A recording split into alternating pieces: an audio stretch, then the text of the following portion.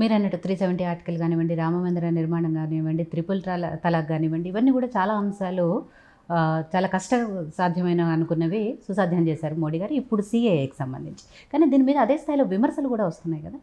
మీరు ఒకటి అర్థం చేసుకోవాల్సింది ఏంటంటే, మహాభారతం చదివితే అంత గొప్ప రాజు అని చెప్పుకున్నటువంటి ధర్మరాజు కూడా చివరికి ఒక దశలో వారి శ్రీమతి ద్రౌపది గారే వారి అభిప్రాయంతో విభేదించారు. 100కి 100 మంది ఏ ప్రజాస్వామిక దేశం లోపల కూడా ఒక ప్రభుత్వం తీసుకున్నటువంటి నిర్ణయం కరెక్ట్ అని అంగీకరించారు తల్లి. 100కి 51 మంది అంగీకరిస్తే దట్ ఈజ్ డెమోక్రసీ. ఏం చెప్తాం డెమోక్రసీలో? ప్రజల కొరకు ప్రజల చేత ప్రజలే ఎన్నుకున్నటువంటి ప్రభుత్వం తీసుకున్నటువంటి నిర్ణయం ప్రజాభిప్రాయం కింద కన్సిడరేషన్లోకి వస్తుంది. Majority is law. మీరు అధికారం ఇచ్చిన 5 సంవత్సరాలు, 5 సంవత్సరాల్లో ఆయన పరిపాలన పనితీరుని చూసిన తర్వాత మోడీ గారు మీరు ఇంకా గట్టి నిర్ణయాలు తీసుకోండి. 3 తీసుకున్న మీకు ఇచ్చిన 273 సరిపోతలేవు, 303 ఇస్తామని ప్రజలు రెండోసారి వరకు పట్టం కట్టిండ్రు. మూడోసారి 10 సంవత్సరాల పాలన తర్వాత ఏమైనా నెగిటివ్ వస్తుందేమో అని ప్రతిపక్షాలు ఎదురు చూసినాయి. కానీ ఈరోజు దేశం ఉన్న 3 చూస్తే ఎప్పుడు ఎన్నికలు అయిపోతాయి, మోడీ గారు మూడోసారి ఎప్పుడు ప్రధానమంత్రిగా అవుతారు, జూన్ 4 రిజల్ట్ వస్తే జూన్ 6 జూన్ 7 ఎప్పుడు కొత్తగా వారు మళ్ళీ ప్రధానమంత్రిగా అయ్యేదని చూస్తున్నారు. ఎందుకంటే గత 10 సంవత్సరాలుగా ప్రధానమంత్రిగా ఒక్కరోజు ఒక్క డయాస్ మీద కనీసం ఇట్లా అనలేదు నరేంద్ర మోడీ గారు. నిద్రపోలే, కునుకు తీయలే, సెల్ ఫోన్లో మాట్లాడలే, ఫేస్బుక్లు చూడలేదు. ఎప్పుడన్నా మీరు నరేంద్ర మోడీ గారు సెల్ ఫోన్ పట్టుకొని స్టేజ్ మీద కూర్చున్నారా? ఇవాళ రేపు 10 నిమిషాలు ఫోన్ కనబడకపోతే, రింగ్ కాకపోతే ఆగమాగం అయిపోతుంది ప్రపంచం అంతా. 10 సంవత్సరాల్లో మీరు చెప్పుండ్రు ఎప్పుడన్నా నరేంద్ర మోడీ గారు ఏ డయాస్ మీదనన్నా ఒకసారి ఇట్లా కునుకు తీసినట్టో, నిద్ర తీసినట్టో, ఆవలింత తీసినట్టో, ఆఖరికి దగ్గినట్టో ఎక్కడైనా కనబడ్డా మనిషి? ఒక రోజు కూడా సెలవు తీసుకోకుండా పనిచేసిన ప్రధానమంత్రిగా కూడా ఆయన 73 సంవత్సరాల వయసులో ఇదంతా పబ్లిసిటీ స్టంట్ అంటారు. ఏది ఆయన చేసేది మీరు నిద్రపోకుండా కనబడండి, మీరు ఆవలింతలు తీయకుండా ఉండండి, మీరు విదేశాలకు వారిపోకుండ్రి, ఏమైనా ఉంటే అందరికి చెప్పిపోండి కదా. ఏం చేస్తున్నారు మీరు? సరే పబ్లిసిటీ స్టంట్ అనుకుందాం కొద్దిసేపటికి, మీరు చెప్పిందే కరెక్ట్ అనుకుందాం. మరి సెలవు తీసుకోకుండా పని చేస్తుంది కదా. ఏ రోజైనా నరేంద్ర మోడీ గారు పోయి ఫామ్ హౌస్లో పడుకున్నారు, నరేంద్ర మోడీ గారికి ఇలా జ్వరం వచ్చింది, ఇలా పని చేస్తలేడు నరేంద్ర మోడీ అనేది ఏదైనా ఒకరోజు చెప్పుండ్రి. 10 సంవత్సరాల వారి ముఖ్యమంత్రి జీవితం చెప్పుండ్రి, 10 సంవత్సరాల వారి ప్రధానమంత్రి జీవితం చెప్పుండ్రి, 20 ఏళ్లలో ఏదో ఒకరోజు నరేంద్ర మోడీ గారు ఇది చేసినారు అని ఒక మాట చెప్పమని. సో ప్రత్యర్థులు ఏలు పెట్టి చూపించలేనంత గొప్పగా ప్రపంచం తల్లి దేశం వదిలేసే ప్రపంచంలో ఏ సర్వే ఏజెన్సీ గొప్ప దేశాధినేత ఎవరు అని ప్రపంచంలో ఉన్న ఏ సర్వే ఏజెన్సీ సర్వే చేసినా ఏ రోజు కూడా 70% తగ్గకుండా ఈజ్ ద లీడర్ అని నిరూపించుకుంటున్నటువంటి ఒకే ఒక నాయకుడు, ఆఖరికి అమెరికా అధ్యక్షుని కూడా వెనుకకు నెట్టేసి ముందుకు పోతున్నటువంటి నాయకుడు నరేంద్ర మోడీ గారు. వారు ఈరోజు ఈ దేశానికి ప్రధానమంత్రి. మీకు నచ్చినా నచ్చకున్నా, మీకు నచ్చినా నచ్చకున్నా, మీకు ఇష్టం ఉన్నా కష్టం ఉన్నా ఆయన ఈ దేశ ప్రధానమంత్రి.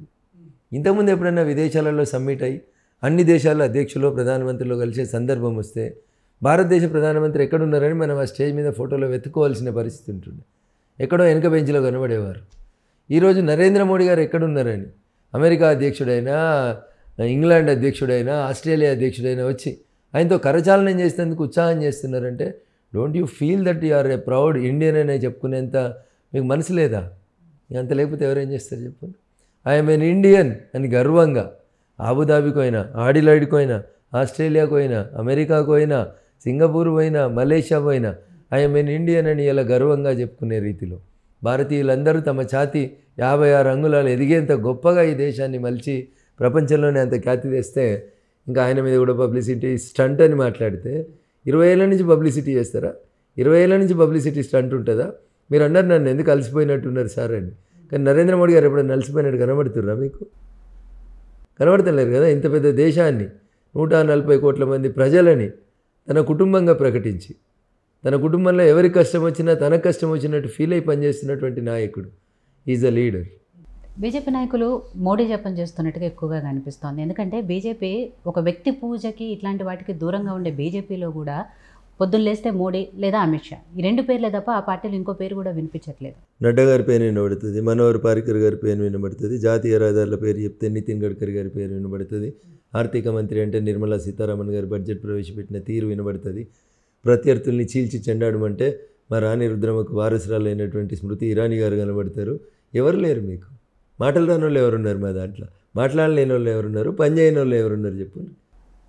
అంటే బీజేపీ అంటే మోడీ, మోడీ అంటే బీజేపీ అనే స్థాయిలో తీసుకొస్తున్నారు. Say that is not correct. Me argument correct కాదు. మోడీ గారు మా నాయకుడు. ఆయన చేసిన పనులను మేం కాదు, ప్రపంచం యాక్సెప్ట్ చేస్తుంది.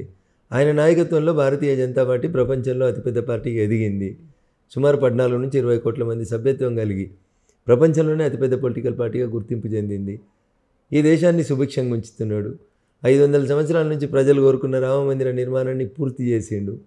ఎక్కడే చిన్న డిస్టర్బెన్స్ లేకుండా ఈ దేశాన్ని చేస్తూ ఉన్నాడు. సబ్కా సాత్, సబ్కా వికాస్, సబ్కా విశ్వాస్ అని దేశమే తన కుటుంబంగా ముందుకు పోతున్నాడు. మా నాయకుడి గురించి మేము మంచిగా మాట్లాడితే అది వ్యక్తి పూజ, వ్యక్తి భజన ఎట్లయితే చెప్పు. Is our leader. అంటే ఈ దేశాన్ని నడిపిస్తున్న నాయకుడు కదా. అప్పుడెప్పుడో చికాగో పోయి స్వామి వివేకానంద మా దేశం విశ్వగురువుగా ఎదగాలని మాట్లాడి కోరుకుంటే కలలు కంటే నాటి నరేంద్రుడు కలలు కన్న కళని ఈరోజు ఈ నరేంద్రుడు నెరవేరుస్తున్నాడు కదా. Why can't you feel it as a proud as an Indian citizen? భారతీయుడిగా గర్వపడాల్సిన సందర్భం తీసుకొస్తుంది కదా. ప్రత్యర్థులే మేమంటే నచ్చని టీవీ ఛానల్ కూడా ఈరోజు నరేంద్ర మోడీ గారు 3వ ప్రధానమంత్రి అవుతారని చెప్పే పరిస్థితి వచ్చింది కదా. See that is the acceptance. ఒక బీజేపీలో యాక్సెప్ట్ చేస్తలేరు. మీరు మైక్ లేకుండా అడిగితే కాంగ్రెస్ వాడు కూడా చెప్తాడు ఈ దేశానికి నరేంద్ర మోడీ గారే ప్రధానమంత్రి కావాలని చెప్తారు. ఇంతకంటే ఎక్కువగా ఒక నాయకునికి ఏం కావాలి? కాబట్టి అది వ్యక్తి పూజ కాదు, వ్యక్తి భజన కాదు. ఆయన మా నాయకుడు, పనిచేస్తున్నాడు, పనిచేస్తున్నారు అని చెప్తారు. దాన్ని కూడా తప్పుపడితే ఎట్లా? మేము రాహుల్ గాంధీ గొప్పవాడు అంటే అప్పుడు తప్పు పట్టాలి మీరు.